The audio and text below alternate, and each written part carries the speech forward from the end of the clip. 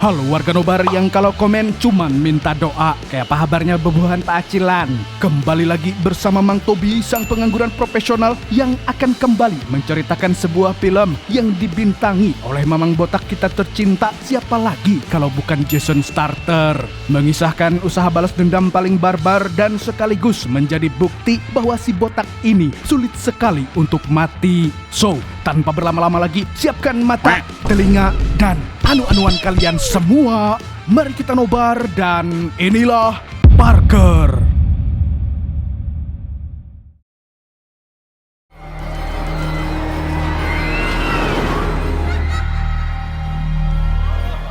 Film dimulai dengan sebuah aksi perampokan yang dipimpin oleh mamang kita, yang kali ini jadi perampok ulung bernama Parker. Ia merampok di sebuah pasar malam tapi siang, di mana sebenarnya tempat itu dijadikan para pejabat untuk cuci uang.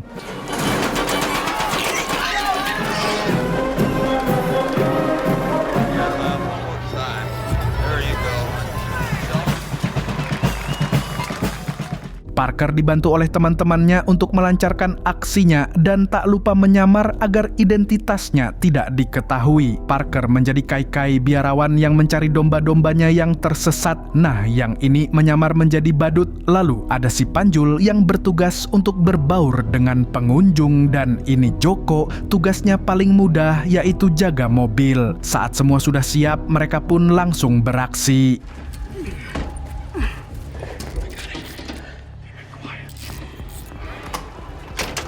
Sorry to bother you.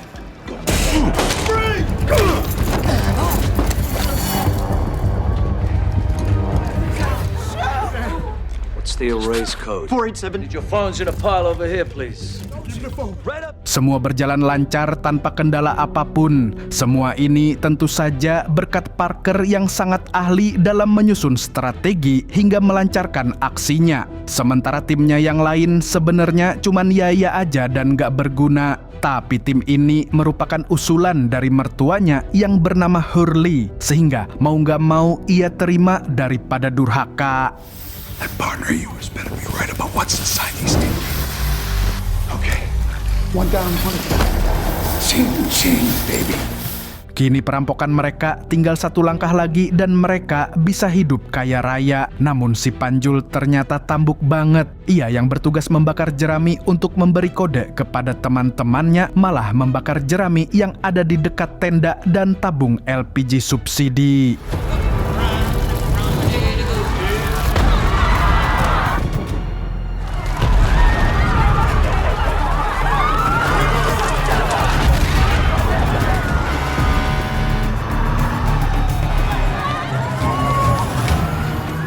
Untungnya, mereka sudah mengamankan uang hasil rampokan dan berhasil kabur dari sana. Tapi tentu saja Parker sangat marah pada ketambukan Panjul karena ia yakin mereka akan segera menjadi buron. Someone gets hurt, cops come after us. Setelah semua tim berkumpul, mereka langsung berganti mobil dan segera balik ke markas. Di tengah perjalanan, si badut mengajak Parker untuk merampok lagi. Katanya rampokan berikutnya mereka akan menghasilkan 10 kali lipat dibandingkan yang tadi. Tetapi uang hasil rampokan tadi harus digunakan sebagai modal untuk aksi berikutnya. Mendengar itu, Parker langsung menolak, apalagi harus kembali bekerja dengan orang-orang bungul. Tapi ternyata ajakan itu bukanlah sebuah tawaran, tapi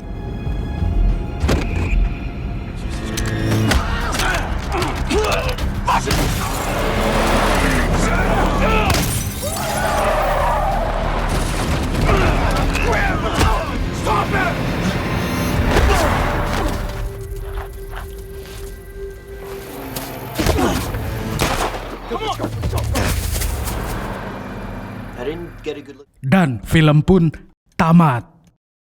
Prank, kamu kena prank. Selamat, kamu kena prank. Oke, mulai sekarang mari kita sama-sama panggil si badut El Samidi. Tak berselang lama, untung saja ada seorang petani baik hati bernama Bambang menemukan tubuh Parker yang sudah sekarat. Ia dan anak-anaknya segera mengangkat Parker dan membawanya ke rumah sakit. Parker sudah benar-benar tak berdaya. Yang ia pikirkan saat ini hanyalah sang istri Claire. Dan Mang Jason kita yang perkasa ini pun akhirnya tak sadarkan diri.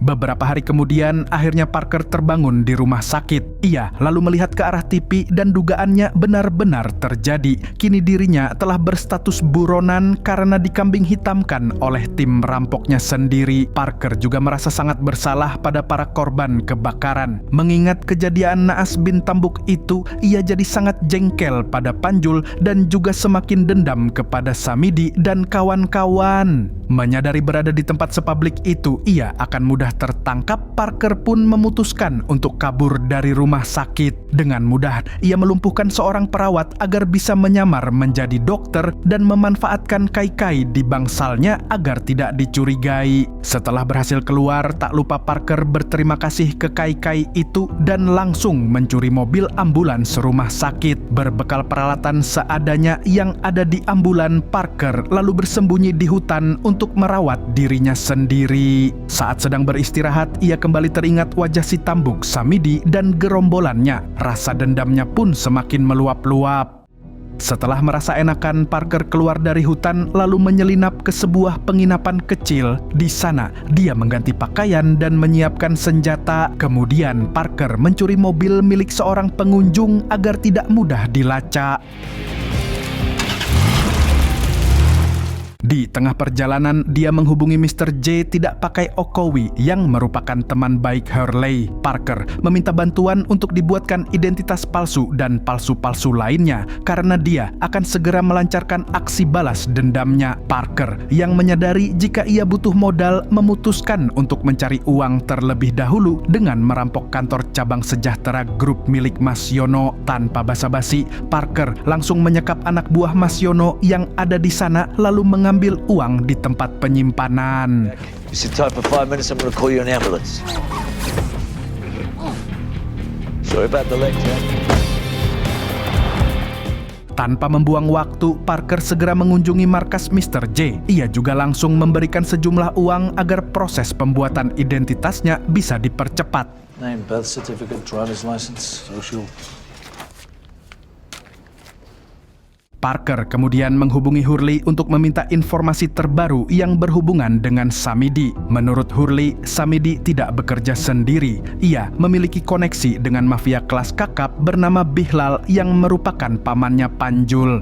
Untuk mengetahui rencana dan keberadaan mereka, satu-satunya akses adalah Parker harus menggali informasi dari kakak Panjul yang bernama Bobby. Tak butuh waktu lama bagi Parker untuk mencari keberadaan Bobby. Parker segera tancap gas ke sana. Meskipun banyak godaan anu-anuan di sana, tapi tekad Parker lebih bulat. Ia hanya mau informasi dari Bobby. Dan karena Bobby tak mau buka mulut,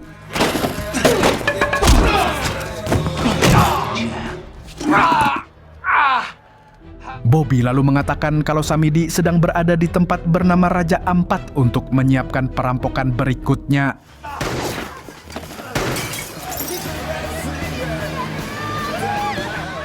Sementara itu, di Raja Ampat kita diperkenalkan dengan seorang sales properti di Raja Ampat bernama Leslie. Setelah kapal JKW gagal menambang di Raja Ampat, kini Raja Ampat menjadi perumahan elit yang ditinggali oleh para sultan. Di rumah, Leslie tinggal bersama ibunya yang bernama Marion yang terkenal sangat cerewet, apalagi kalau anaknya nggak punya duit. You know I'm not loaning you any more money, right? Can you have a condo, Ma? Di tempat lain, Samidi sedang menyiapkan senjata untuk perampokan berikutnya. Panjul yang sedang merakit bom buatan tiba-tiba mendapatkan telepon dari Bobby. Ia diberitahu bahwa Parker masih hidup dan akan segera membalas dendam. I have to handle this with a real professional. Bersamaan dengan itu, Hurley dan Claire tengah bersiap untuk pergi dari rumah. Tanpa mereka sadari, ada seorang pembunuh bayaran utusan Bihlal yang membobol rumahnya. Mengetahui hal itu, Claire segera keluar lewat jendela lalu menusuk ban mobil si pembunuh bayarin. Kemudian melarikan diri dan langsung menelepon Parker. Parker yang mendengar itu lalu menenangkan istrinya. Ia berjanji akan melindungi sang istri dan pasti akan pulang dengan selamat. 2 minutes after he left, a strange man with a big knife let himself in. Be there Friday. What if you're not? Empty the cash out of the storage locker and disappear. Listen, drive straight to the fishing camp at Okeechobee. No stops, no calls. Sebelum Parker berangkat ke Raja Ampat, dia memutuskan mengunjungi tempat Mr. J untuk mengambil identitas barunya. Ternyata tempat itu juga telah didatangi oleh anak buah Bihlal. Menurut Parker, semua ini adalah ulah Ernesto, asisten Mr. J, yang membocorkan rahasianya. Karena sudah tidak bisa dibicarakan baik-baik, Parker melakukan ini.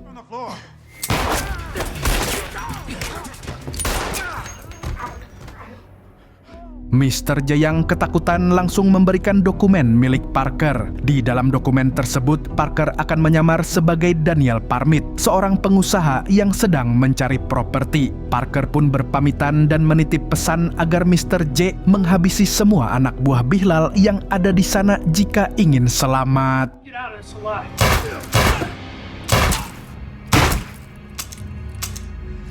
Trust me, don't forget to take care of the navigator outside.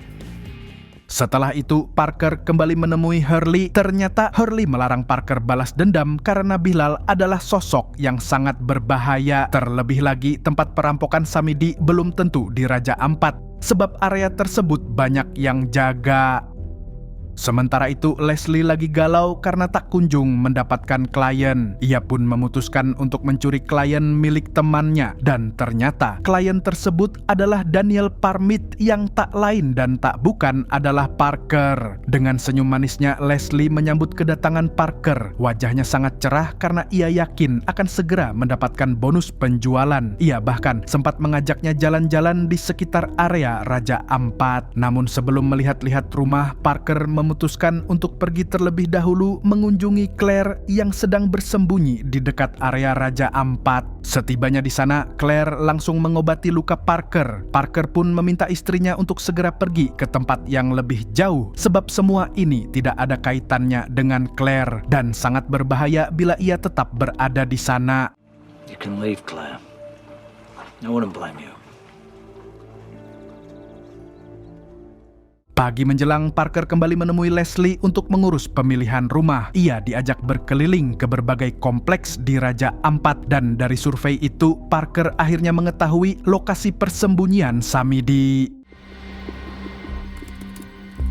Namun di sisi lain, Leslie mulai merasa curiga dengan Parker. Ia pun memeriksa semua dokumen yang diberikan pria botak itu. Saat sudah pulang ke kantor, Leslie menemukan beberapa kejanggalan, terutama pada data transaksi kartu kredit Parker yang ternyata belum ada transaksi sama sekali. Leslie kembali menggalau karena takut ditipu, apalagi ia masih punya cicilan mobil yang menunggak dan akan segera ditarik leasing. Sementara ibunya selalu buang-buang duit ke dewa Zeus.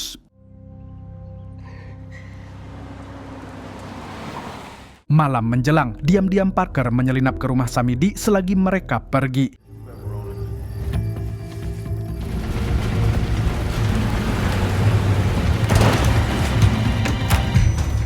Di dalam rumah itu, ia merusak semua senjata mereka lalu memasang pistol di bawah meja untuk berjaga-jaga. Di sisi lain, Samidi sedang pusing memikirkan Parker. Panjul pun berusaha menenangkan mereka dan berkata bahwa semuanya akan diurus oleh pembunuh bayaran dari Bihlal yang diketahui bernama Kroll. Bahkan Kroll ini sudah membunuh Mr. J demi mendapatkan lokasi Parker. Mari kita kembali ke Parker. Saat ia masih merusak beberapa pistol milik mereka, tiba-tiba Samidi sudah keburu pulang. Dengan sigap, Parker langsung kabur secara diam-diam.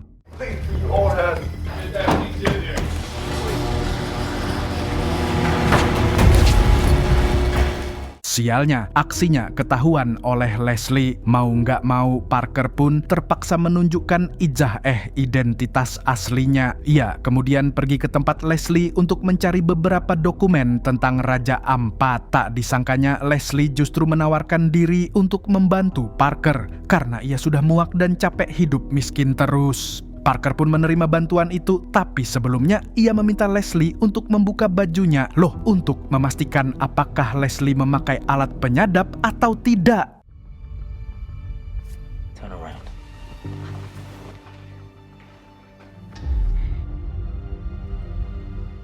Tak berselang lama, Parker mengajak Leslie untuk ikut dalam misi balas dendamnya. Ia mau menerima wanita itu karena menganggap Leslie ini tahu banyak tentang Raja Ampat. Sebelum memulai misi, Leslie sempat mengajak Parker main kuda-kudaan agar lebih bersemangat. Tapi karena Parker bukan pria sembarangan, beriman kuat, bosnya bermartabat, dan jelas-jelas sayang istri, ia menolak mentah-mentah. Subhanallah. We got work to do, Leslie.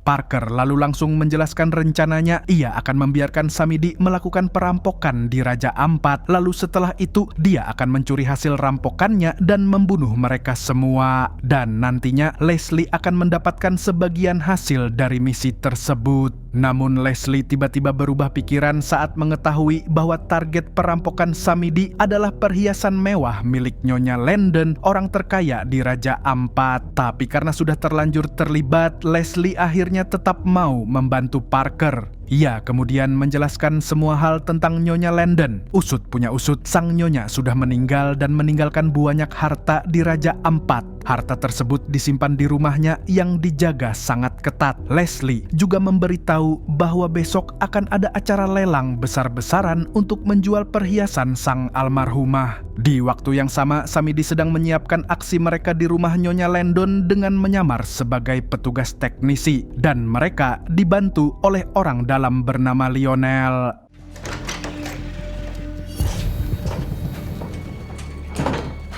Hurry up.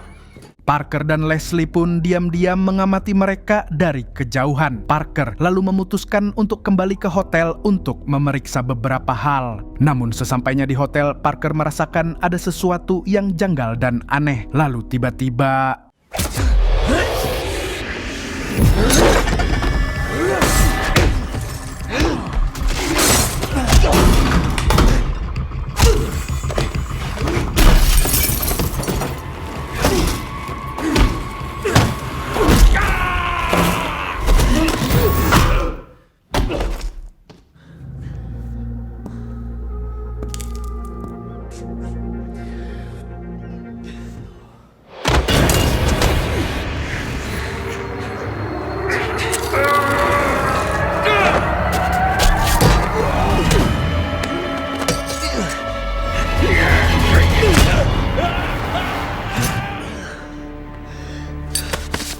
pembunuh bayaran terbaik di dunia pun ternyata tak bisa menghabisi mamang botak tercinta kita ini. Pagi menjelang, seorang polisi tiba-tiba mengunjungi rumah Leslie. Ia bertanya tentang Parker yang dicurigai oleh keamanan di sana telah terlibat insiden pembunuhan Kroll dan pencurian mobil milik penghuni hotel. Leslie mulai panik dan semakin panik setelah melihat bercak darah di lantai yang berarti Parker sedang bersembunyi di rumahnya. Ia pun buru-buru meminta polisi itu untuk pulang. Setelah kondisi dirasa aman, Parker meminta tolong kepada Leslie untuk menghubungi nomor telepon milik Claire. Leslie segera membantu, tapi ada rasa tidak ikhlas karena ternyata ia mulai menyimpan rasa. Siang harinya, Leslie berangkat kerja. Di kantor, ia melihat video berita yang memperlihatkan kematian Kroll. Sejak itu, pikirannya tak tenang. Ia tak bisa fokus bekerja, lalu memutuskan pulang lebih awal. Setibanya di rumah, Leslie sangat kaget bin takajud melihat ada mbak-mbak yang merawat Parker dengan sangat mesra. Ia mau marah, tapi ia baru sadar ternyata mbak-mbak itu adalah Claire, istri Parker. Ternyata Leslie benar-benar telah jatuh cinta pada Parker. Ia merasa sangat cemburu melihat istri sah Parker berada di sana. Sore menjelang, terlihat Samidi mulai beraksi dengan menyamar menjadi petugas damkar.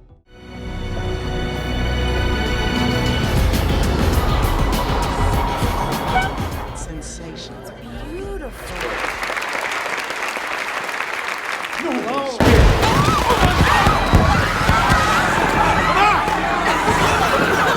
to go. One, let's go. Get everyone away from the door! Building's empty!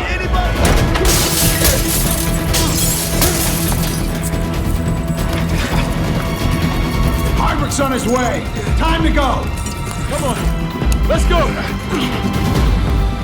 Setelah mendapat semua yang ditargetkan, Samidi kabur dengan cara menyelam. Tak lama kemudian, pihak lelang baru sadar jika mereka telah dirampok. Mereka pun otomatis langsung meminta polisi menyisir seluruh area. Di sisi lain, Parker menyusup ke rumah Samidi untuk menunggu mereka pulang. Leslie juga diam-diam ikut menyusulnya. Tapi sialnya, Who the fuck are you?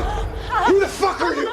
saat sedang diinterogasi, Leslie melihat ada pistol yang menempel di bawah meja. Samidi yang menyadari kedatangan Parker menyuruh semua anak buahnya menyisir setiap sudut rumah untuk mencarinya. Tapi hal itu justru memudahkan Parker untuk menghabisi mereka satu persatu.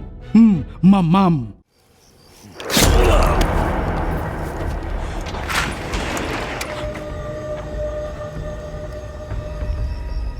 Ross!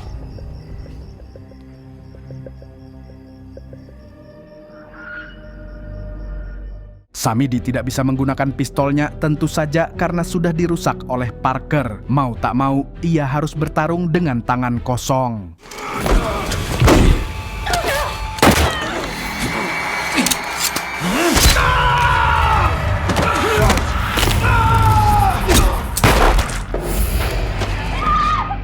Dengan tenang, Parker menyelamatkan Leslie yang disandra oleh si Tambuk Panjul. Ia bisa mengatasi Panjul dengan sangat mudah karena semua senjata di sana sudah dirusak oleh Parker.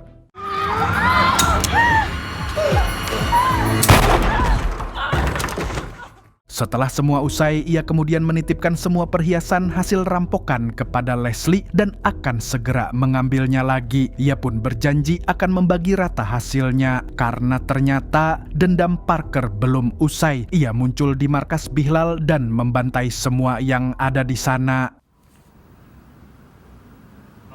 I'll give you 40. It's not about money.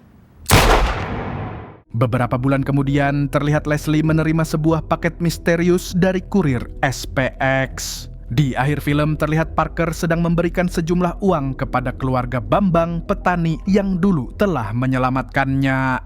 Dan film pun berakhir. Jadi, apa pelajaran dari film ini? Kalau mau sukses, jangan pernah satu tim sama orang bungul. Lihat si Parker, rencananya sudah sempurna. Dirusak sama si Panjul yang tambuk. Gara-gara satu orang tambuk yang kada bisa diandalkan, seluruh tim jadi buronan dan rencananya gagal total. Sama kayak kejadian bebuhan Pian pas lagi serius push rank Mobile Legend, Pian sudah berpikir keras atur strategi. Ada satu kawan bebungulan yang tiba-tiba AFK pas lagi war. Alasannya disuruh beli galon. Akhirnya kalah bintang minus dan Pian ngamuk-ngamuk sendiri sambil banting HP. Ya kada, segitu dulu dari Mang Tobi, sang pengangguran profesional mengucapkan sampai jumpa di video selanjutnya. Nah, kalau begitu, Mas Yono, apa nih passwordnya? Burung gundul pamit dulu.